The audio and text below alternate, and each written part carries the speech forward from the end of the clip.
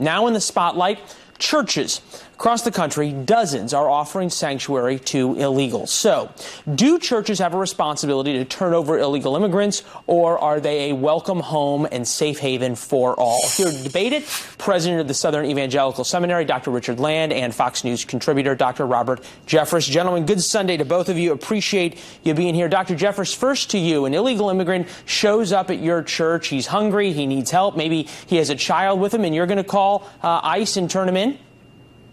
Well, look, we're not going to check the immigration status of people who attend our church, but we're also not going to harbor illegal immigrants who are criminals like some of these churches are doing. Look, a lot of these liberal churches that harbor illegal immigrants who are criminals say they're following the example of Jesus. The only problem is they're following the Jesus of their imagination rather than the Jesus of the Bible. Look, Jesus was not this wimpy little guy who walked around munching sunflower seeds and saying nice things to people. The real Jesus of the Bible said, render unto Caesar the things that are Caesar's. That is, obey the government. And I believe the real Jesus is just as concerned about the horrific death of Kate Steinle and now this 3-year-old who was burned alive by an illegal immigrant. He's just as concerned about them as he is about the poverty and flight of immigrants. So yes, let's show compassion, but let's also enforce the immigration laws. Let's secure the borders and let's protect our citizens.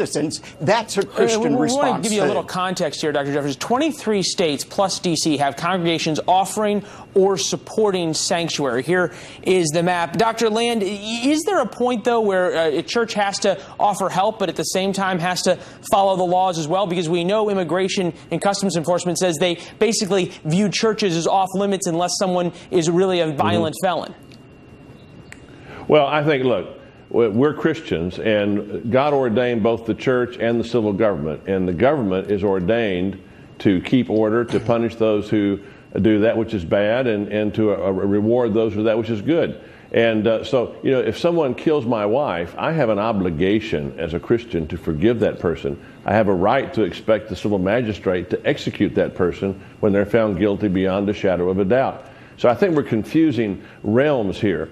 I don't think that we should be aiding and abetting criminals, of course not. But when people show up and they're hungry, when they're thirsty, when they need shelter, the cross of Christ says that this is a place where you're going to get a cup of cold water, where you're going to get some shelter, where you're going to get some hot food. And it's not our job to be asking for green cards before we extend the mercy of Christ. Well, good points from both of you, gentlemen. Good Sunday. I would suspect this may be a topic of conversation among you, your parishioners, later at church today. Dr. Richard Land, Dr. Robert Jeffress, appreciate both of you. Good Sunday to you. Thank you.